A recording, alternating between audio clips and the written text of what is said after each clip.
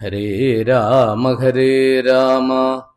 രാമ രാമ ഹരേ ഹരേ, ഹരേ കൃഷ്ണ കൃഷ്ണ കൃഷ്ണ ഹരേ ഹരേ, ഹരേ രാമ രാമ രാമ ഹരേ ഹരേ, ഹരേ കൃഷ്ണ കൃഷ്ണ കൃഷ്ണ ഹരേ ഹരേ, ഹരേ രാമ രാമ രാമ ഹരേ ഹരേ, ഹരേ കൃഷ്ണ കൃഷ്ണ കൃഷ്ണ ഹരേ ഹരേ, ഹരേ രാമ രാമ രാമ ഹരേ ഹരേ, ഹരേ കൃഷ്ണ കൃഷ്ണ കൃഷ്ണ ഹരേ ഹരേ. സർവത്ര ഗോവിന്ദനാമ സങ്കീർത്തനം, ഗോവിന്ദ ഗോവിന്ദ. ജഗദംബികയുടെ, ഭദ്രകാളിയുടെ അനുഗ്രഹ വിശേഷം, ആ വിശേഷപ്പെട്ട കഥാഭാഗമാണ് നമ്മളിവിടെ രണ്ടാം സുദിനത്തിൽ അനുസ്മരിക്കുന്നത്. സകല വിദ്യയുടെയും രൂപിണി തന്നെയാണ് ഈ ജഗദംബിക. പത്മനാഭ സഹോദരിയായി ദേവകാര്യത്തിന് വേണ്ടി പ്രത്യക്ഷപ്പെട്ട ജഗദംബിക സർവവിദ്യാരൂപിണിയാം ദേവിയെ സതതം തൊഴാം. വിസർഗമക്ഷരം ബിന്ദുമാത്ര തൊട്ടുള്ളതേതിനും സ്മൃതിശക്തി ജ്ഞാനശക്തി ബുദ്ധിശക്തി സ്വരൂപിണി. നമസ്തേ ദേവി സതതം ഭ്രമസിദ്ധാന്തരൂപിണി. ദേവി ഭാഗവതത്തിൽ പറയുന്ന ആ ഭാവത്തില് സകലത്തിനും അധിഷ്ഠാന ശക്തിയായിട്ടുള്ള ജഗദംബിക, ആ ജഗദംബിക ഭക്തന്മാരെ രക്ഷിക്കുന്നത് എങ്ങനെയാണെന്നുള്ള കഥയോട് കൂടിയിട്ടാണ് ഇന്ന് ഇവിടെ സമർപ്പിക്കുന്നത്. അതിനു വേണ്ടിയിട്ടൊരു വലിയ കഥയാണ് പറഞ്ഞു തന്നത്. നമ്മൾ അവസാന ഭാഗത്തിലേക്ക് കടക്കുകയാണ്. സ്വയംഭൂമനുവിന്റെ വംശം നമ്മൾ വിവരിച്ചു. ആ സ്വയംഭൂമനുവിന്റെ വംശത്തില് സാക്ഷാൽ ജഗദംബിക എങ്ങനെയാണ് ആ വംശത്തെ അനുഗ്രഹിച്ചതെന്ന് കൂടി പറയുകയാണ്. അതായത് സ്വയംഭൂമനുവിന് ആകൂതി, ദേവഹൂതി, പ്രസൂതി 3 പെൺകുട്ടികള്,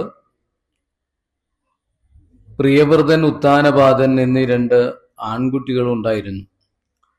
ഈ ഉത്താനപാദ മഹാരാജാവിന്റെ ചരിത്രം നേരത്തെ വിവരിച്ചു. പ്രിയവ്രതന്റെ ചരിത്രത്തിലേക്ക് എത്തി.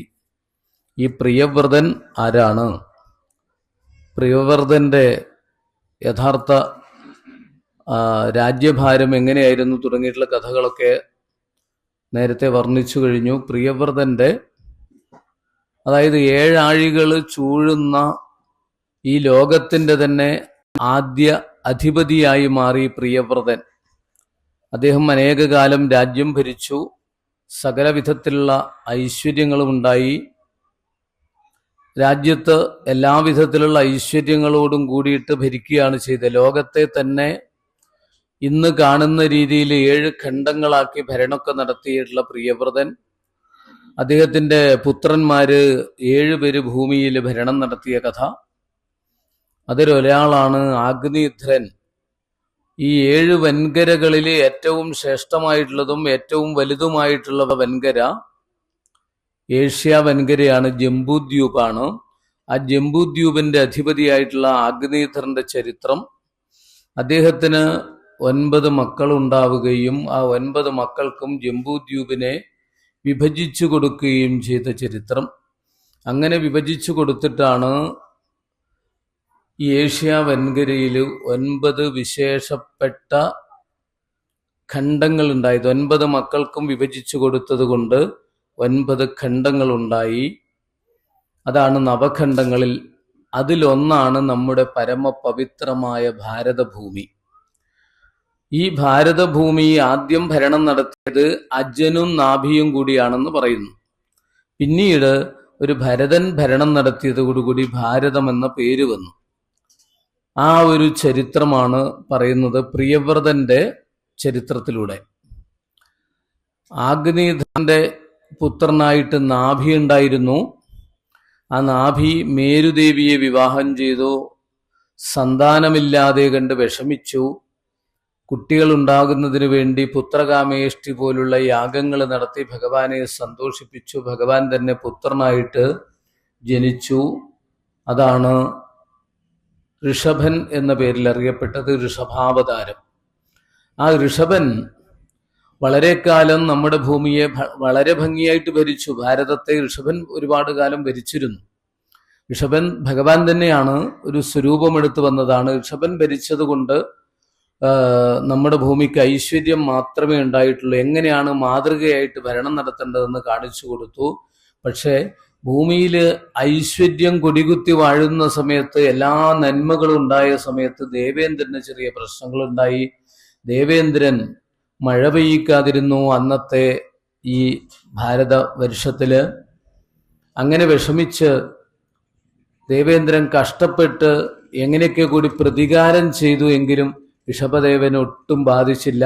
അദ്ദേഹം ഐശ്വര്യപൂർണമായിട്ട് രാജ്യത്തിൽ കൃത്രിമ മഴയൊക്കെ ഉണ്ടാക്കിക്കൊണ്ട് തപശക്തി കൊണ്ട് രാജ്യത്തെ പരിപൂർണമായി സമ്പൽ സമൃദ്ധമാക്കിയിട്ട് നിലനിർത്തി.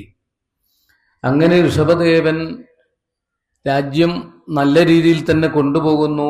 ഈ ദേവേന്ദ്രന്റെ മഴയില്ലെങ്കിലും കാര്യം നടക്കുമെന്ന് ബോധ്യപ്പെട്ടപ്പോൾ ദേവേന്ദ്രൻ സൗഹൃദത്തിൽ വന്ന് തൻ്റെ മകളെ വിവാഹം ചെയ്തു കൊടുത്തു ഋഷഭദേവന്. അങ്ങനെ സൗഹൃദത്തിൽ കഴിഞ്ഞുകൂടി എന്നുള്ള വിശേഷം പറഞ്ഞു. ഇനി ഋഷഭദേവന്റെ ചരിത്രത്തിലാണ് നമുക്ക് ഭരതന്റെ ചരിത്രം വരുന്നത്. ഋഷഭദേവന് 100 മക്കളാണ് ഉണ്ടായിട്ടുള്ളത്. ഈ 100 മക്കള് ചെറിയ കുട്ടികളായിരിക്കുന്ന സമയത്ത് തന്നെ നല്ല നല്ല ഉപദേശങ്ങൾ കൊടുക്കുമായിരുന്നു ഋഷഭദേവൻ മക്കൾക്ക്. നല്ല ഉപദേശങ്ങൾ കേട്ട് കഴിഞ്ഞാൽ നല്ലവരായിട്ട് വളരും. ചെറുപ്പത്തിലേ കിട്ടണം. ഈശ്വര ചിന്തയായാലും നന്മകളായാലും അത് ചെറുപ്പത്തിൽ തന്നെ നമ്മൾ സ്വായത്തമാക്കണം എന്നുള്ള പാഠമാണ് ഇവിടെ പഠിപ്പിച്ചത്. അങ്ങനെ ഈ ഋഷഭദേവൻ പലതരത്തിലുള്ള ഉപദേശങ്ങൾ കൊടുത്തു. അതിൽ ഏറ്റവും പ്രധാനപ്പെട്ടത്, നിങ്ങൾ ഇപ്പോഴും കുട്ടികളാണ്, കുട്ടികളായിരിക്കുമ്പോൾ തന്നെ നല്ല കാര്യങ്ങൾ മനസ്സിലാക്കുക, ഉൾക്കൊള്ളുകയാണ് ഏറ്റവും ശ്രേഷ്ഠം. അത് മാത്രമല്ല, ഈ മനുഷ്യദേഹം നമ്മൾക്ക് കിട്ടിയിരിക്കുന്നത് ദുർലഭമായിട്ടാണ് കിട്ടിയിരിക്കുന്നത്. മനുഷ്യദേഹം, ജന്മം എന്നുള്ളത് മറ്റുള്ള ജന്തുക്കൾക്കൊന്നും കിട്ടാത്ത മഹാഭാഗ്യമാണ് മനുഷ്യ ജന്മം. ജഗതീശ്വരനെ അറിയാനുള്ള കഴിവ്, അറിയാനുള്ള സൗഭാഗ്യം, അത് ഈ മനുഷ്യ ജന്മത്തിലൂടെ കിട്ടിയിരിക്കുന്നു. അതുകൊണ്ട് നിങ്ങൾ എന്ത് ചെയ്യുക? ഭഗവാനെ ആശ്രയിക്കുക. നാമങ്ങൾ ജപിച്ചുകൊണ്ടും ഭഗവത് കഥകൾ കേട്ടുകൊണ്ടും ഈശ്വര ചിന്ത നമ്മൾ നിലനിർത്തുക. അത് മാത്രമാണ് ശാശ്വതമായിട്ടുണ്ടാവുക ഈ ലോകത്തിൽ. കുട്ടികളെ ചെറുപ്പത്തിൽ ഇതൊക്കെ ശീലിക്കണം എന്ന് കുട്ടികൾക്ക് അതിമനോഹരമായിട്ടുള്ള ഉപദേശമാണ് ഋഷഭദേവന്റെ ഉപദേശമായിട്ട് ഇവിടെ പറഞ്ഞിരിക്കുന്നത്. കാരണം നമ്മൾ ജീവിതം ക്ഷണികമാണ്. അങ്ങനെയുള്ള ഏത് സമയത്തും നഷ്ടപ്പെടുന്ന ഈ ജന്മത്തില് ഈശ്വരാരാധന ചെയ്തുകൊണ്ട് നന്മയോടുകൂടി ജീവിക്കുകയാണ് വേണ്ടത്. ഈശ്വരാഭിമുഖമായിട്ട് കുട്ടികളെ ചിന്തിപ്പിക്കാത്ത പിതാവ് പിതാവല്ല, മാതാവ് മാതാവല്ല, ബന്ധുക്കൾ ബന്ധുക്കളല്ല.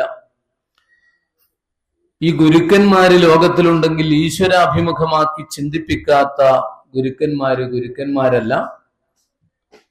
അതുകൊണ്ട് അതായത് ഭാര്യയെ ഈശ്വര ചിന്തയിലേക്ക് എത്തിക്കാത്ത ഭർത്താവ് ഭർത്താവല്ല, തിരിച്ചും ഭർത്താവിനെ ഈശ്വരപരമായിട്ട് ചിന്തിപ്പിക്കാത്ത പത്നി ഭാര്യ ഭാര്യയല്ല എന്നൊക്കെയുള്ള ഉപദേശങ്ങൾ കുട്ടികൾക്ക് നൽകി സജ്ജനങ്ങളുമായിട്ട് സംഘം ചെയ്യുക, സത്സംഗം ചെയ്യുക.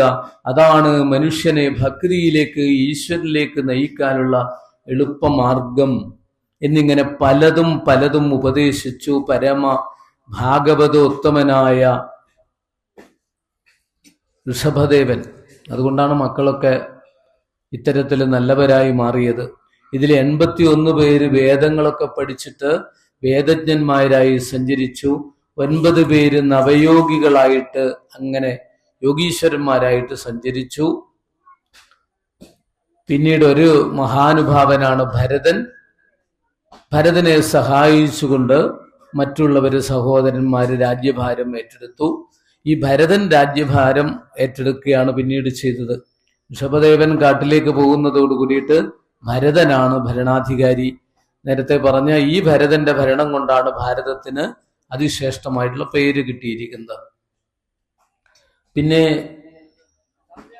ഭരതന്റെ രാജ്യഭാരം, ആ ഭരതന്റെ രാജ്യഭാരം വളരെ കേമമായിരുന്നു. പക്ഷേ ജനങ്ങൾക്കൊക്കെ എല്ലാവിധത്തിലുള്ളതായ ഐശ്വര്യങ്ങളും ഉണ്ടാക്കിക്കൊണ്ട് രാജ്യത്തെ ഭംഗിയായിട്ട് ഭരിച്ചു കൊണ്ടുപോയി ഭരതൻ. ഒരുപാട് കാലമൊന്നുമില്ല, വയസ്സായിട്ട് കണ്ണും കണ്ണ് കാണുകയില്ല, ചെവി കേൾക്കുകയില്ല, നടക്കാനും പറ്റില്ല, ഒന്നും ഓർമ്മയില്ല, പറഞ്ഞാലൊന്നും ഓർമ്മയില്ല, ആളുകളെ കണ്ടു കഴിഞ്ഞാൽ മനസ്സിലാവില്ല. അങ്ങനെ ഒരു പ്രായത്തിൽ ഭരണത്തിലിരിക്കുന്ന സമ്പ്രദായം അന്നില്ല എന്നാണ്, ഇന്നത്തേത് പോലെ അന്നില്ല എന്നാണ് കാണിച്ചു തന്നത്. ആരോഗ്യമുള്ളപ്പോൾ തന്നെ എല്ലാം ഉപേക്ഷിച്ചുകൊണ്ട് കാട്ടിലേക്ക് പോകുന്നു ഭരതൻ. സഹോദരന്മാരൊക്കെ വിഷമുണ്ടായി. വിവാഹമൊക്കെ കഴിച്ചിരുന്നു.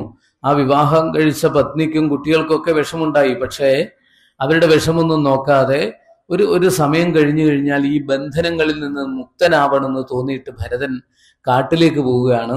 ആദ്യം സന്യാസ ദീക്ഷ സ്വീകരിച്ചുകൊണ്ടുള്ള യാത്രയ്ക്ക് തൊട്ടു മുമ്പായിട്ട് വാനപ്രസ്ഥം, കുറച്ചു കാലം അങ്ങനെ കഴിഞ്ഞുകൂടി പിന്നീട് ഭരതൻ യോഗീശ്വരനായി സന്യാസിയായി തീരുന്ന കഥ.